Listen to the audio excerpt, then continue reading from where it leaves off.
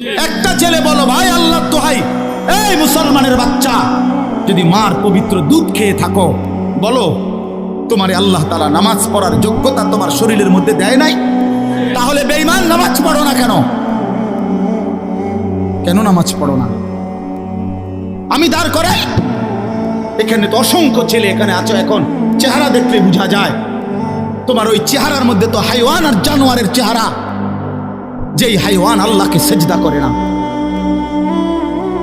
আজকের এশার নামাজ পড়ো নাই, আজকের মাগরিব একটা ওয়াক্ত নামাজ পড়ো নাই, এমন অসভ্য জঙ্গলি এখানেও তো বসে আছো। বেহায়া, লজ্জা করে না? বেহায়া কেমনে ঘুমাইবি বেটা? নামাজ না পড়ে যদি ঘুমাও, ফেরেশতা যদি একটা লাথি মারে, ফেরেশতা যদি একটা লাথি মারে,